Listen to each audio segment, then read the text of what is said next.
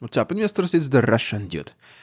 Once upon a time, you could joke about politicians and walk away with a smirk and maybe just a viral clip.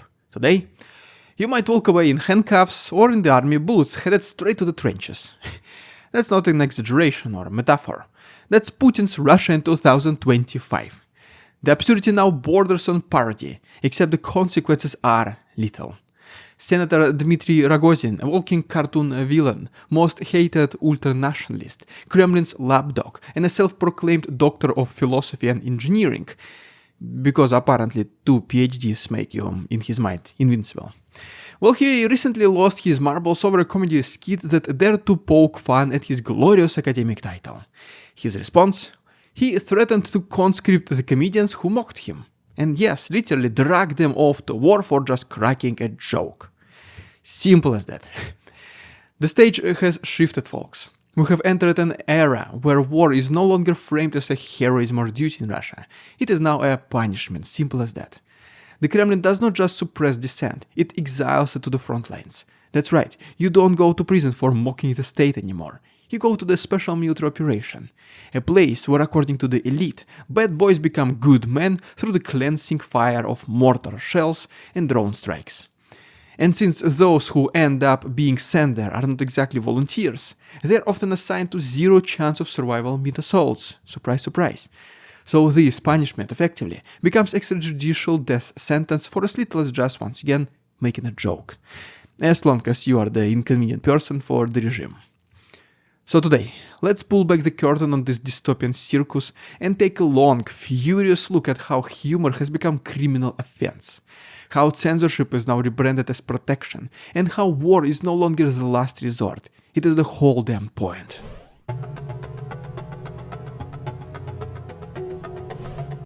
Senator Rogozin was not just having a bad day, he exposed the new doctrine of authoritarian absurdity. If you ridicule the regime does not sue you, it recruits you. Imagine the scene. A national comedy competition, some harmless jab about Rogozin's PhD, and suddenly the senator is on Telegram breathing fire, threatening conscription like a mafia boss offering life lessons. Whatever life lessons a criminal can even teach. He even went as far as naming specific enlistment offices where the comedian should report immediately, or else. The tone? Not even subtle anymore. It was practically a declaration that the Russian army is now a garbage dump for undesirables, punishment disguised as patriotism. Just when you thought the Kremlin could not lower the bar even lower, well, Rogozin did like nothing, like it was the easiest job in the entire universe. This meltdown was not random either. It came right after a scandal in Vologda, where a mayor conscripted someone out of spite. Public outrage exploded, and the mayor lost her job. Rogozin, sensing the blowback, tried to backpedal by deleting the post. But the damage was already done, and I mean, once something is on internet, it's always on the internet. The mask slipped, and the message was received. The army once again is no longer sacred. It's become a pit of exile where inconvenient people disappear. But let's rewind to the golden era of state threats. You mock the president, you get jailed. You organize a protest, you vanish for extremism somewhere in Siberia. But now, even those tactics seem too subtle, believe it or not. The regime has streamlined its vengeance. Forget legal trials or long investigations. Now they hand you a uniform and drop you literally at the front lines. The battlefield is the new penal colony, and in case you think this is just Rogozin being unhinged, the entire system is on board. Because the war is not just physical anymore, it is moral, rhetorical, existential. It is a tool, a performance, and a purgatory. And the tickets are handed out to anyone who dares to even laugh in the wrong person's face. But if you have heard about Rogozin, you know not to take this person seriously. In fact, there are other regime's representatives who used to get some sort of respect. Very big quotation marks. Well, things are changing now for them as well. Let's talk about one such person in our next chapter.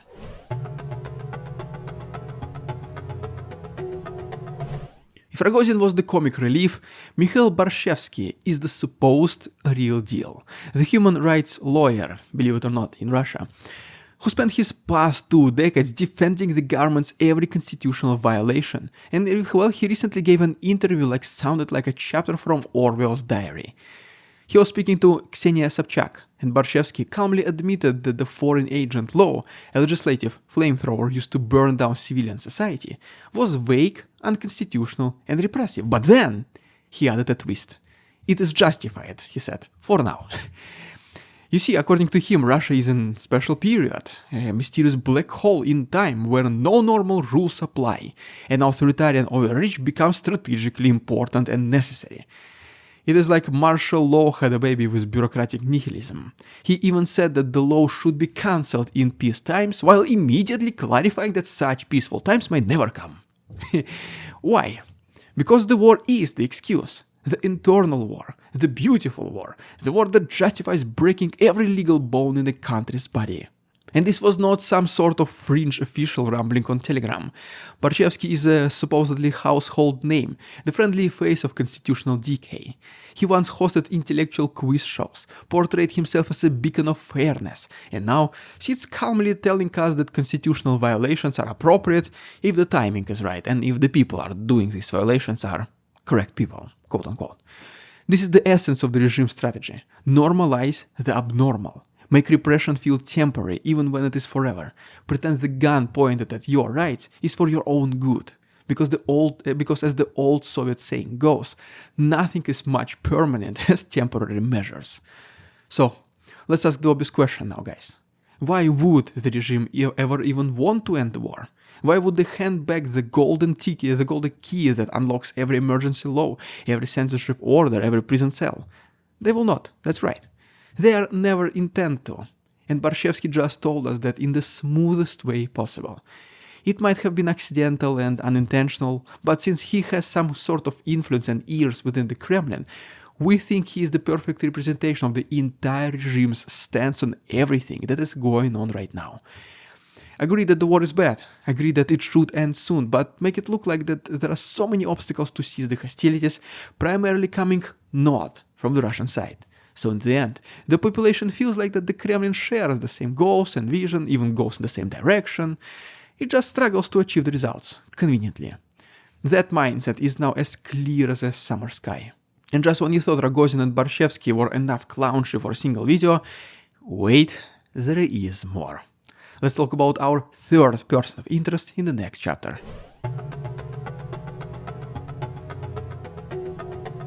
By now you're probably asking, is anyone in the Kremlin still pretending to care about the constitution? The answer is yes, but they have developed a fascinating new technique. It's called rebranding fascism and empathy.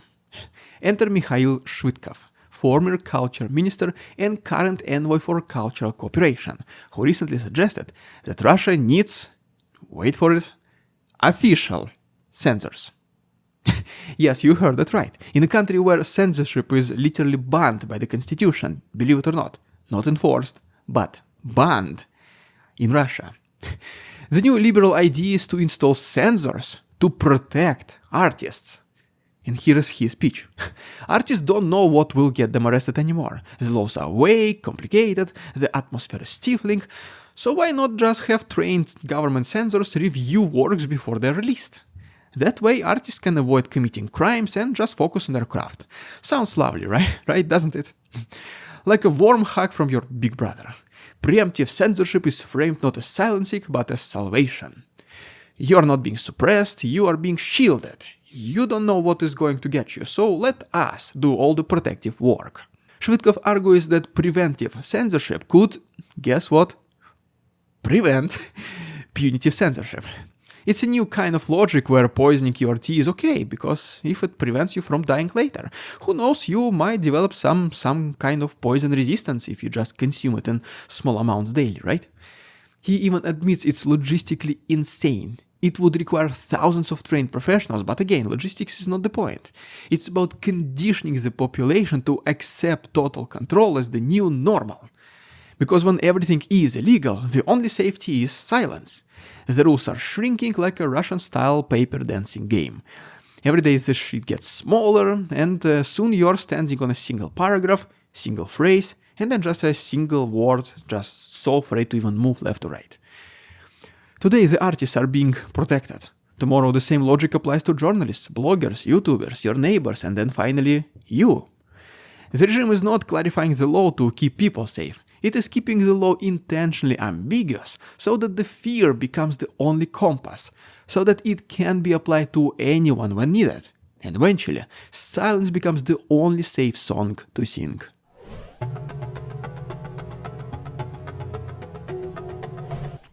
Let's now finally zoom out from all this circus and shift our attention to the world, specifically to America. The war is not just destroying Ukraine, it is also re-engineering Russia. And yet, amid this internal collapse, something strange is happening abroad. Donald Trump, the one man who once played very briefly best friends with Putin in every press conference, in every meeting, in every call, is now suddenly fed up. Just recently, Trump slashed his own ceasefire deadline from 50 days to just 10 to 12. No more games, no more flattering phone calls, no more "I think he's a strong leader, guys" kind of nonsense. Trump is done waiting, and you all know Trump does not have much patience, so no wonder. Publicly disappointed, Trump said he did not make any progress with Putin, and while he stopped short of calling Putin a liar, he heavily implied that the missiles raining down on Ukrainian cities were not exactly part of the peace plan, right? What's his solution then? Threatened to slap 100% tariffs on every country that dares to trade with Russia. And that's not a handshake, that is at this point a closed fist. Of course, the Kremlin pretended not to flinch. Dmitry Peskov said Russia had taken note of Trump's new deadline, like they were accepting a dinner invitation, like, "Thank you for telling us, we got you." And then what? Nothing. Medvedev, then Russia's ever-raging internet troll first and ex-president second, called the move a provocation that might lead to a war with the US. The usual chest thumping, the usual theater. But beneath that bravado, panic, believe it or not. Because Trump's shift signals something dangerous to Putin. His comfort zone might be shrinking, and most likely is. The forever war that gave him unchecked power and silenced dissent may no longer be tolerable, even to his last few international enablers. Zelensky, now fully on board with the ceasefire offer, praised Trump's move as timely and clear. For the first time in years, the pressure is not just internal, it is closing in from the outside. But don't just expect a pivot right now, at least not yet. For Putin, war is not a means to an end, it is the end goal, the environment, the life, the new normal. The war justifies the crackdowns, the surveillance, the conscription by blackmail, the censorship sold as safety. The war is the excuse to raise utility bills by 40% overnight. It is the reason they can shut down entire internet segments. It is why comedians are threatened with military service and lawyers redefine repression as strategic necessity. Peace means giving all that up. And which dictator in the right mind gives up total control, absolute power, and omnipresence voluntarily? Well, you get it. None of them. Well, there you have it, guys. If you haven't done so already, please subscribe to my channel for more videos like this. If you wish to support my work, the best way is through Patreon membership, where you can get bonus chapter at the end of each episode. The link is down below.